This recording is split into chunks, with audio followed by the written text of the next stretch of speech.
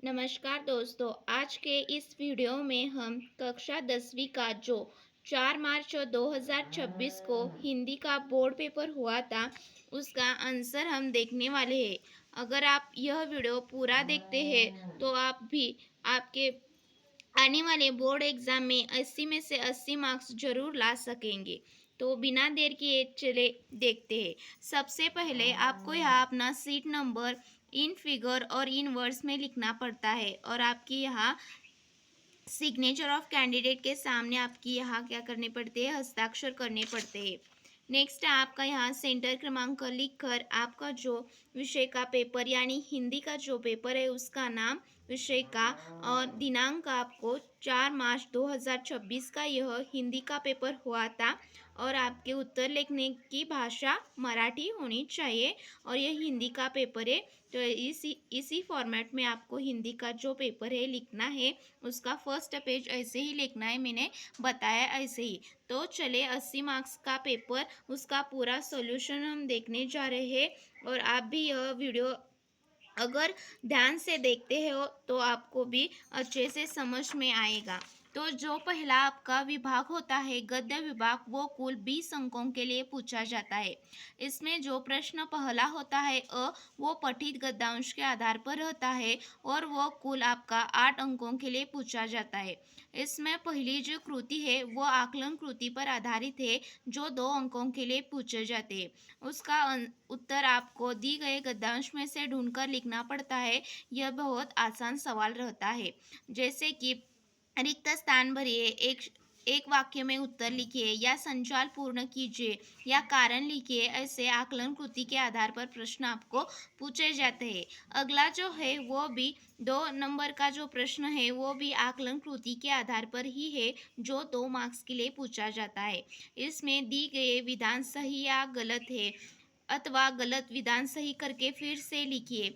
इससे भी आपको सबसे पहले गद्यांश से यह विधान ढूंढकर लिखना पड़ता है और यह सही लिखना पड़ता है। गलत विधान आपको नहीं लिखना, सिर्फ गलत विधान को सही लिखकर आपको क्या करना है, उत्तर पत्रिका में उसका उत्तर लिखना है और 2 अंक लाने हैं। अगला जो तीसरा प्रश्न होता है वो शब्द संपदा के आधार पर है, यानी आपको दी गए पठित गद्यांश के में से अंग्रेजी शब्द ढूंढकर लिखने पड़ते हैं और यह भी 2 अंकों के लिए होता है। तो यह देख सकते हैं पहला जो उप प्रश्न है वो 1 अंकों के लिए है। इसमें आधा आधा मार्क प्रत्येक प्रश्न के लिए होता है और दूसरा 1 मार्क्स के लिए आपको उपसर्ग युक्त शब्द दिए जाते हैं और उसका मूल शब्द आपको क्या करना पड़ता है, लिखना पड़ता है। जैसे कि अप्रसन्न का मूल शब्द है प्रसन्न और असमय का मूल शब्द है समय। ऐसे आपको 1 मार्क्स के लिए शब्द संपदा पर आधारित प्रश्न है। अगला जो प्रश्न है वो आपका अभिव्यक्ति यानी स्वमत के आधार पर है जो कुल 2 अंकों के लिए पूछा जाता है।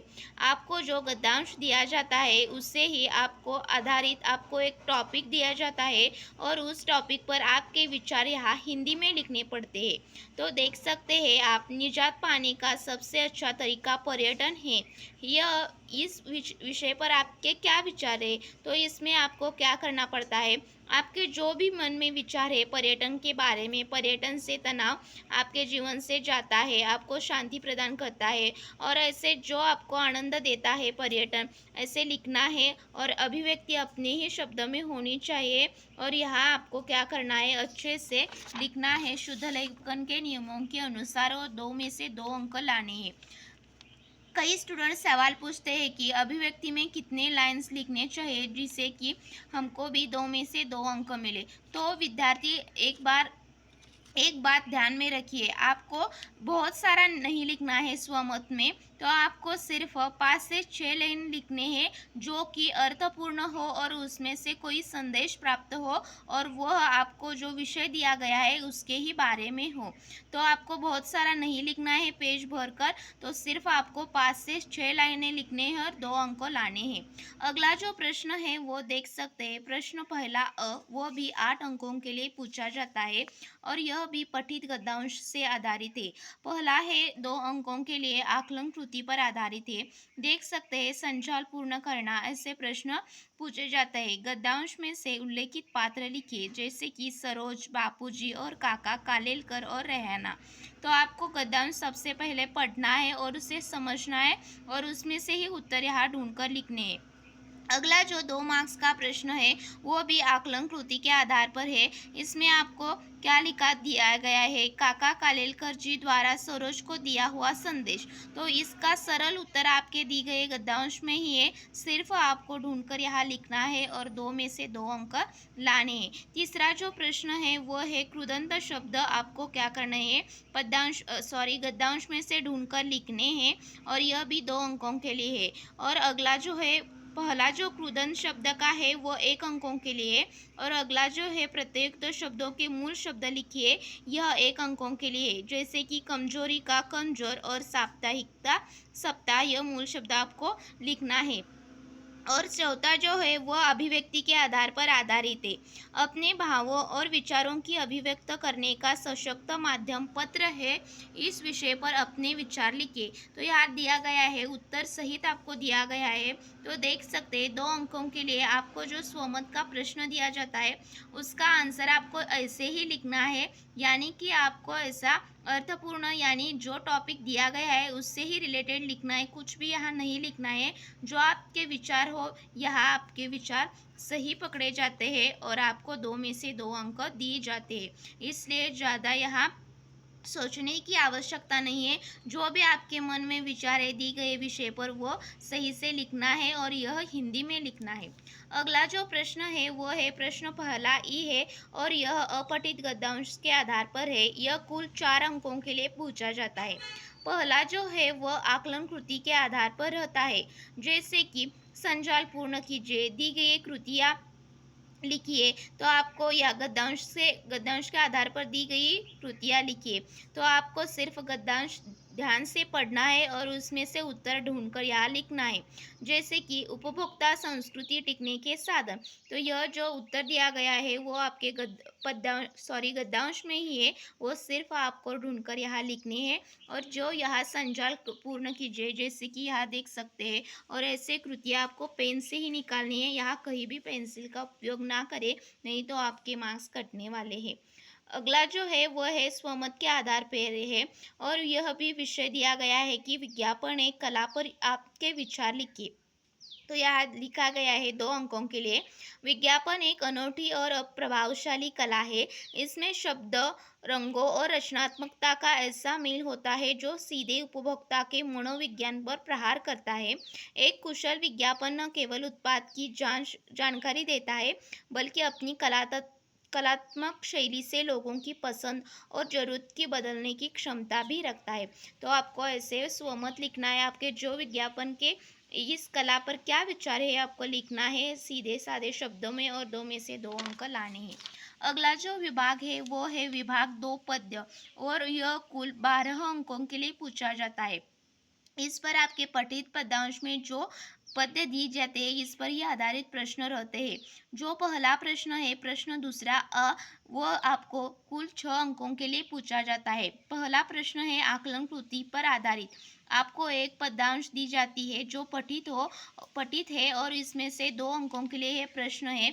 जैसे कि पद्यांश में उल्लेखित संख्या कौन सी है, 100 और महीना फागुन, यह 1 मार्क्स के लिए। और अगला जो है वह भी कृति 1 मार्क्स के लिए पूछी जाती है। फूल को नोचने तोड़ने का अधिकार किसे है, डाली और कांटे को। जो आपका अगला प्रश्न है वो शब्द संपदा के आधार पर रहता है, जिसमें से आपको दी गई पठित पद्यांश में से आपको विलोम शब्द पहचान कर लिखिए और ढूंढ कर लिखिए, अथवा आपको वचन पहचान कर लिखिए अथवा वचन बदल कर लिखिए। ऐसे शब्द संपदा के आधार पर प्रश्न पूछे जाते हैं जो कुल 2 अंकों के लिए पूछे जाते हैं। जैसे कि दुर्गंध का विलोम शब्द है सौगंध और पराई का विलोम शब्द है अपनी। कांटे का बहुवचन आता है और डाली का एक वचन। और तीसरा जो प्रश्न है वो है आपको दी गई पंक्तियों का सरल अर्थ लिखना पड़ता है और यह भी 2 अंकों के लिए रहता है। तो आप देख सकते हैं आपको यहाँ 2 अंकों के लिए 5 से 6 लाइन में आपको इसका उत्तर लिखना है, तो ही आपको 2 मार्क्स मिलने वाले हैं।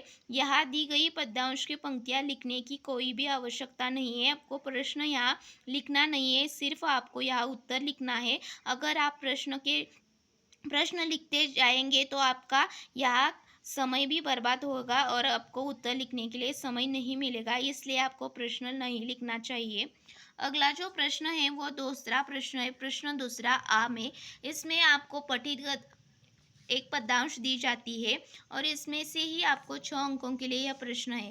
पहला जो प्रश्न है वो कुल 2 अंकों के लिए है और वो है आकलन कृति पर, जैसे कि संचाल पूर्ण कीजिए अथवा कृतियाँ पूर्ण कीजिए, चौखट पूर्ण कीजिए, ऐसे सीधे साधे सवाल पूछे जाते हैं।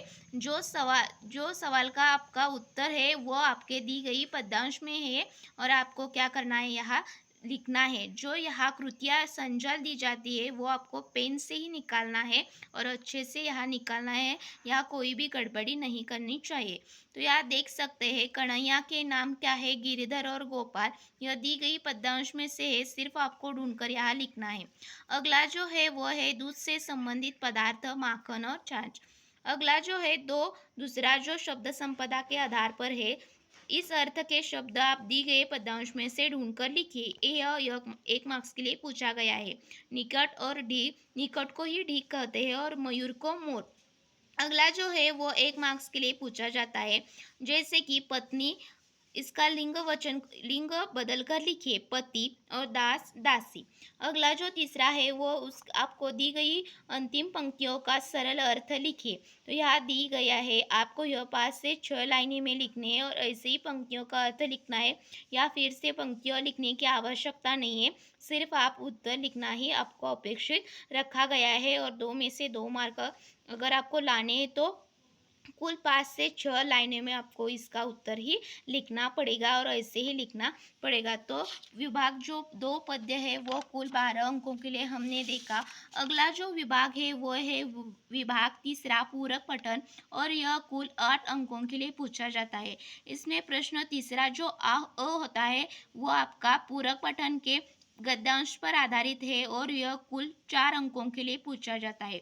इसमें पहला जो है वो 2 अंकों के लिए है और यह आकलन कृति पर आधारित है, जिससे कि विशेषता के आधार पर नाम लिखिए। तो आपको पूरक पठन का गद्यांश दिया जाता है, वो अच्छे से पढ़ना है और उसमें ही ढूंढकर आपको उत्तर यहाँ लिखने हैं।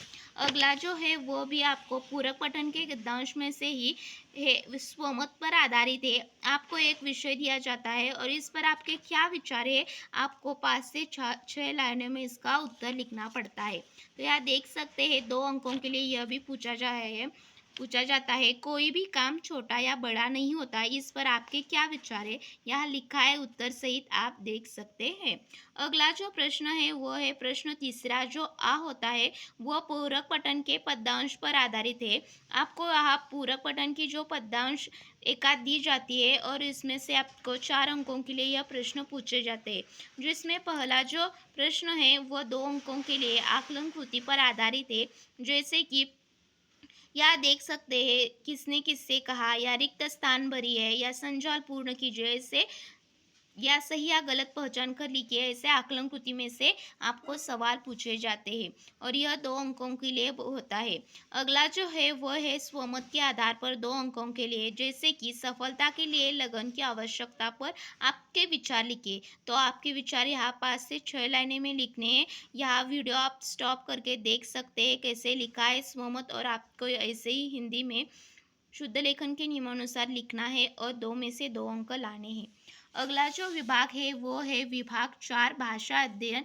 यह कुल 14 अंकों के लिए पूछा जाता है और यह सबसे आसान हिंदी के बोर्ड पेपर में रहता है। तो यहाँ आप 14 में से 14 अगर अंक लाना चाहते हैं तो सबसे पहले आपको क्या करना पड़ता है, जो हिंदी का भाषा अध्ययन का जो सिलेबस है वो देखना पड़ता है और उसकी तैयारी यानी कि प्रैक्टिस करनी पड़ती है। पहला जो है वो 1 अंकों के लिए है, शब्द भेद के आधार पर आपको एक वाक्य दिया जाता है और इसमें एक शब्द को अंडरलाइन दिया जाता है और उसका शब्द का भेद पहचान कर लिखिए। तो तुम क्या है पुरुषवाचक सर्वनाम।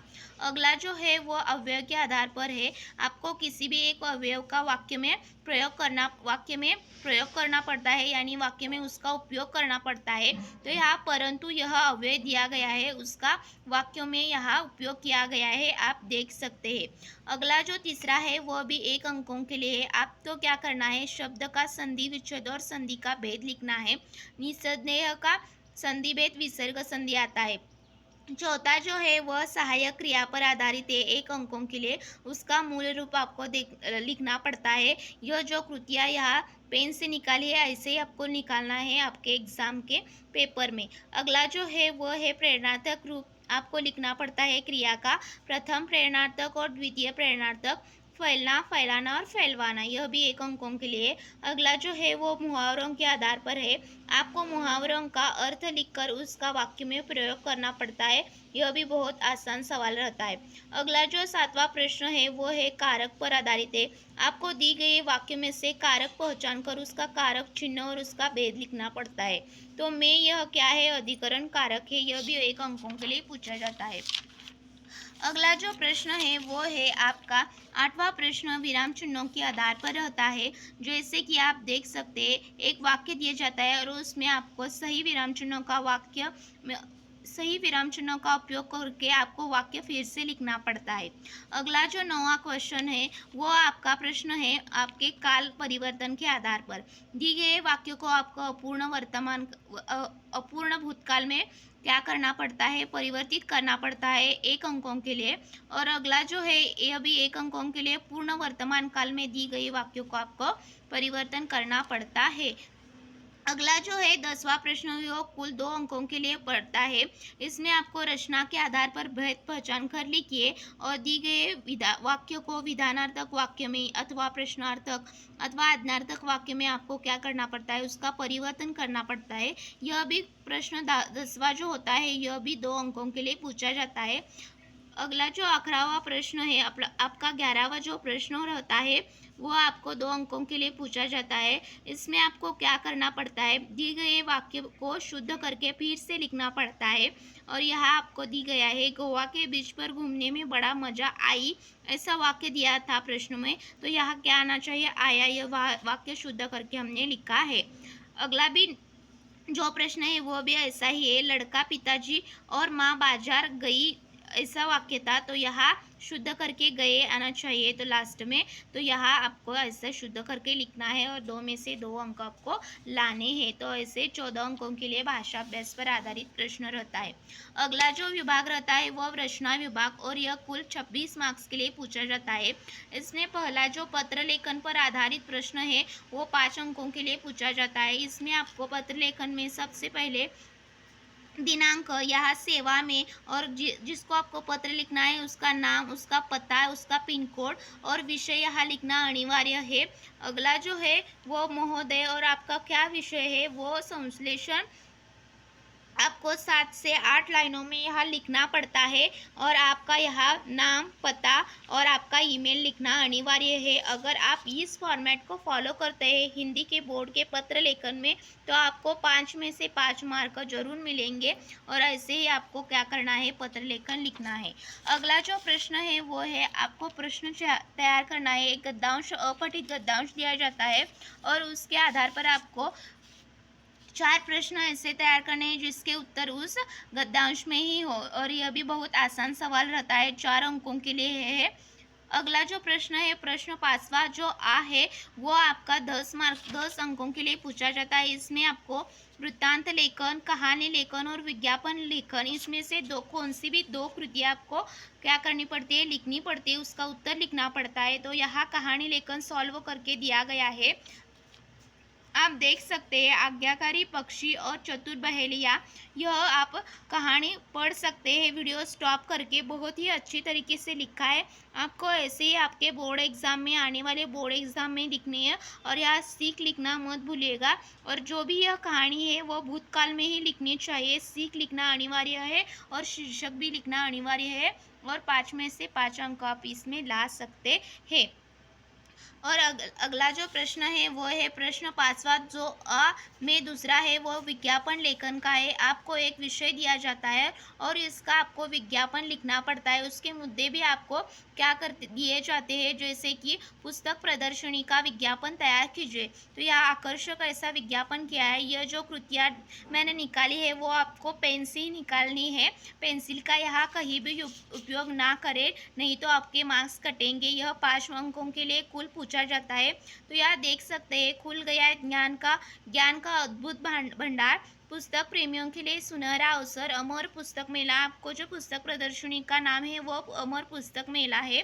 और आपकी विशेषता है, यानी कि आपका जो समय है वह कहाँ है, स्थान, तिथि कहाँ की है, यानी कि दिनांक आपको लिखना है, संपर्क, तो कौन से पुस्तक का कोई प्रकार है, तो इसे सब लिखना है ताकि आपके जो विज्ञापन है वो आकर्षक बन सके और आप यहाँ 5 में से 5 मार्क जरूर ला सके। अगला जो प्रश्न है वो है आपका निबंध लेखन का। प्रश्न 5वां जो ई है वह कुल आपको कितने 7 अंकों के लिए पूछा जाता है। इसमें आपको 3 विषय दिए जाते हैं और किसी भी एक विषय पर आपको निबंध लिखना पड़ता है। तो यहाँ लिखा है पेड़ की आत्मकथा, आपको जल ही जीवन है, अमृत महोत्सव की सुनहरी यादें, यह आपको निबंध के विषय है। तो यहाँ पेड़ की आत्मकथा पर हमने विषय चुना है, तो इसका हमने निबंध लिखा है और आपको ऐसे ही निबंध लिखना है अपने बोर्ड एग्जाम में, पेड़ की आत्मकथा। तो वीडियो अच्छा लगा हो तो जरूर देखिए।